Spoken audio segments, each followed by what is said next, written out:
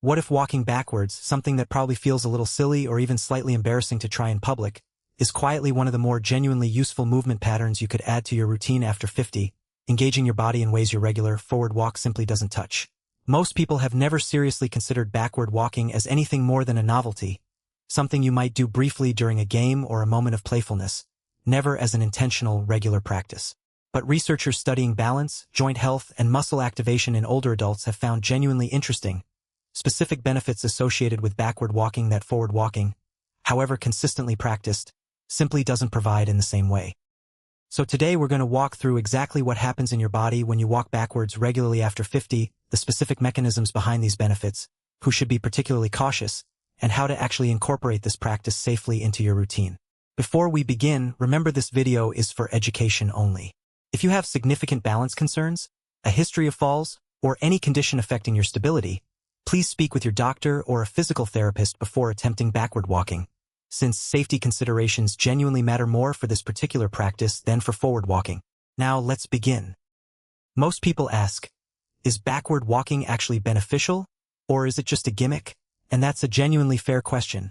since plenty of exercise trends online promise benefits that don't hold up to closer examination. The better question is, what specifically does backward walking do differently than forward walking?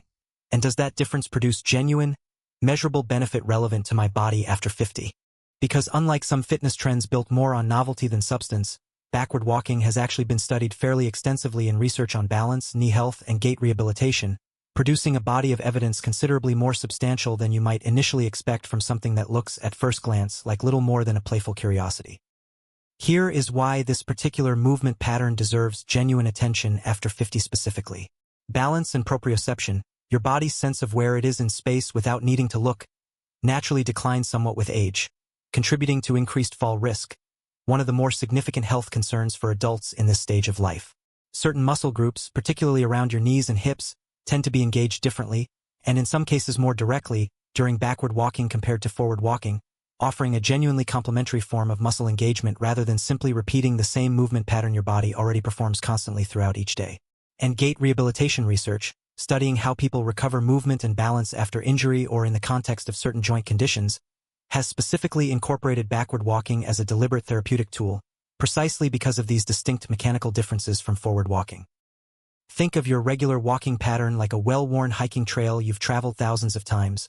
so familiar that your feet practically know every route and rock without needing conscious thought. That familiarity is valuable, but it also means certain muscles and balance systems, the ones that would be more actively engaged by less familiar terrain, get relatively little novel demand or challenge from that same repeated, predictable path. Backward walking functions like an entirely different trail, requiring your body to navigate a movement pattern it doesn't perform automatically or unconsciously, engaging attention, balance, and muscle coordination in a genuinely different, complementary way than your well-worn forward walking pattern ever does on its own.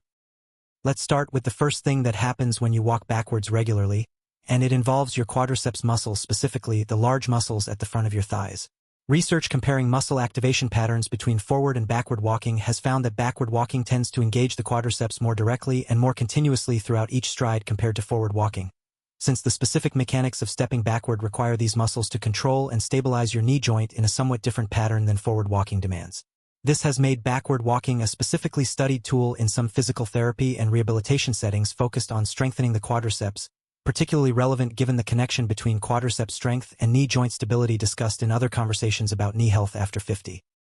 The second thing that happens involves your balance and proprioceptive systems directly, arguably the most significant, well-researched benefit associated with backward walking specifically. Because you can't see where you're stepping when walking backward, your body must rely considerably more heavily on proprioception, your internal sense of body position and movement, along with your vestibular system, responsible for balance and spatial orientation, compared to forward walking, where visual feedback plays a more dominant, supporting role in maintaining your balance and coordination. This increased reliance on proprioceptive and vestibular input during backward walking provides a genuinely challenging,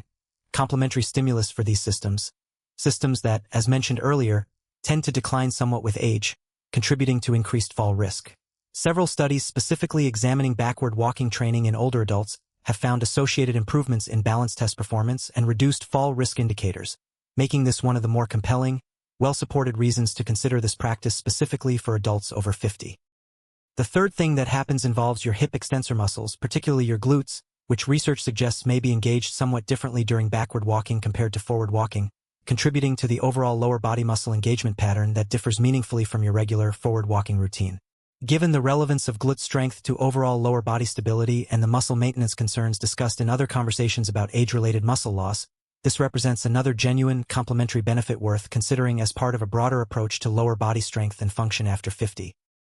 The fourth thing that happens involves your cardiovascular system, though in a somewhat different way than you might initially expect. Backward walking at the same speed as forward walking generally requires meaningfully more energy expenditure and produces a somewhat higher heart rate response, due to the increased muscular coordination demands and the generally less efficient biomechanics of walking backward compared to the deeply automatic, energy-efficient pattern your body has refined over a lifetime of forward walking. This means backward walking can provide a genuinely more challenging cardiovascular stimulus at a comparable, even slower, pace than forward walking, which may be particularly relevant for anyone looking for additional cardiovascular challenge without necessarily increasing their walking speed or distance in the forward direction.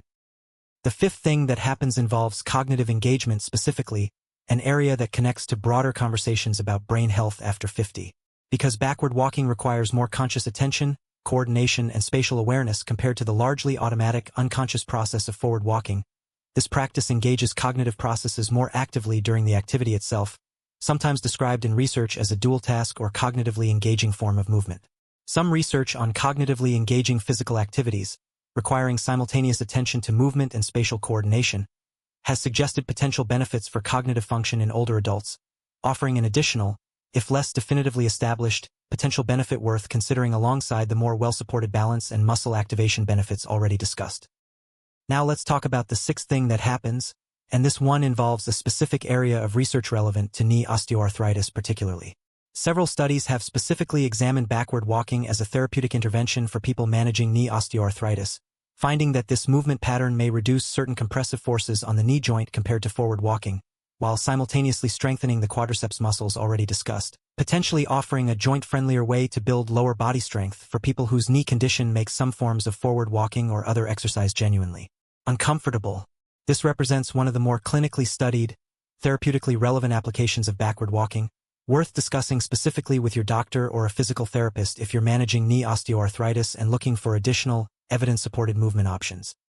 Now let's talk about the seventh and final consideration, and this one involves safety specifically, since backward walking genuinely does carry different, generally higher risk considerations compared to forward walking, precisely because of the reduced visual feedback about your immediate surroundings and path ahead. This isn't a reason to avoid the practice entirely, but it is a genuinely important consideration requiring specific precautions, discussed in detail in the practical framework section of this video. Since the same lack of visual feedback that engages your proprioceptive system so beneficially also means genuine attention to your environment and appropriate precautions matters considerably more for this particular practice than for forward walking.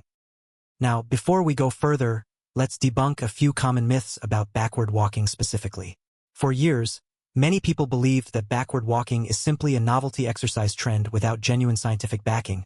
dismissing it as something seen in social media videos without real substance behind it. Some believed that any potential benefit from backward walking could be equally achieved simply by walking forward more, without recognizing the genuinely distinct muscle activation and proprioceptive engagement patterns discussed throughout this video. Some believe that backward walking is either completely safe for everyone or completely inappropriate for older adults, without recognizing the genuinely individualized safety considerations that depend on your current balance, fall history, and specific health conditions. And some believed that this practice requires walking backward for extended distances or durations to produce meaningful benefit, when in reality, research on backward walking interventions often involves relatively brief, structured sessions rather than extensive daily backward walking distances. But when we look at the actual research involved, the picture becomes considerably more substantive and considerably more nuanced than either dismissing backward walking as a gimmick or assuming it requires extensive practice to produce genuine benefit. The real questions are not simply, does this look unusual or unfamiliar, or have I only ever seen this done playfully rather than as a deliberate practice? The better questions are, do I have any balance concerns, fall history, or specific joint conditions that make this practice particularly relevant, or alternatively, particularly risky without appropriate precautions? Am I approaching this practice with the genuine safety considerations it requires, given the reduced visual feedback involved? And am I incorporating this as a complementary practice alongside my regular forward walking, rather than expecting it to replace forward walking's own distinct benefits entirely? Now let's build a simple, practical framework for incorporating backward walking safely into your routine after 50. First, and most importantly, begin in a genuinely safe, controlled environment specifically, such as a clear, obstacle-free hallway in your home, an empty, flat section of a gym, or a track with clear sightlines, rather than attempting this practice on an uneven outdoor sidewalk, a crowded space, or anywhere with unpredictable obstacles or other people you might not anticipate encountering. Second, start with very short distances and durations, perhaps just 10 to 15 steps initially, gradually building comfort and confidence before considering any increase in distance or duration. Third, consider having a sturdy wall, railing, or piece of furniture within reach during your initial attempts, providing a genuine safety measure while you're still building confidence and coordination with this unfamiliar movement pattern. Fourth, if possible, have another person nearby during your initial sessions, both for safety and to help you avoid any obstacles you might not otherwise notice while focused on the backward walking motion itself. Fifth, once you've built some initial comfort and confidence in a controlled environment, you might gradually progress to slightly longer distances, always prioritizing a genuinely safe, familiar, obstacle-free space over attempting this practice in unpredictable or unfamiliar environments, regardless of how comfortable you've become with the basic movement pattern itself. Let's talk a bit more about how frequently and how much backward walking might be genuinely beneficial, based on the research discussed throughout today's video. Many studies examining backward walking interventions in older adults have used relatively modest amounts, sometimes just 5 to 10 minutes several times per week, rather than extensive daily distances, suggesting that a genuinely modest, consistent practice may be sufficient to produce the balance and muscle activation benefits discussed today, rather than requiring you to replace significant portions of your regular forward walking routine with backward walking instead. This makes backward walking a genuinely accessible practice to incorporate as a brief, additional component within your existing routine, rather than requiring a significant restructuring of your overall walking habits.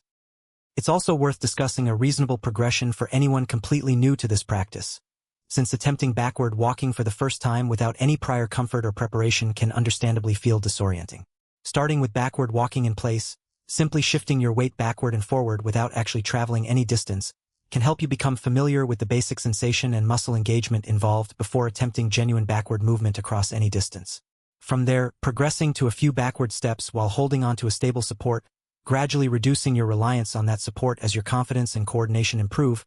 represents a reasonable, safety-conscious progression rather than attempting unsupported backward walking across any meaningful distance from your very first attempt.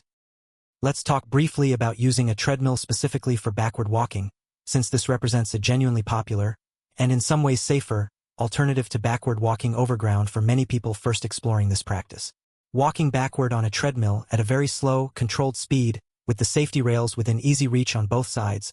removes the concern of unpredictable obstacles or terrain changes that exist in any overground environment, however carefully chosen. Many people find that a treadmill setting, with handrails immediately available and a completely flat, predictable, continuously moving surface, provides a genuinely more controlled introduction to this practice compared to attempting overground backward walking from the very start. If you have access to a treadmill, beginning your backward walking practice at an extremely slow speed, holding the handrails initially, and only gradually releasing your grip as your confidence and coordination improve, represents a reasonable, safety-conscious starting point worth considering alongside the overground approach already discussed.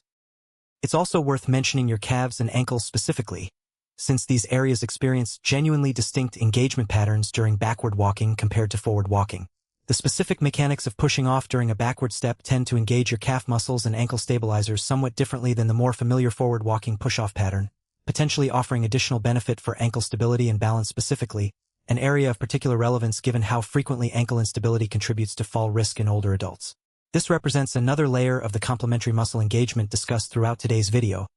adding to the case for backward walking as a genuinely distinct movement pattern rather than simply a variation that provides largely redundant benefit compared to your regular forward walking routine.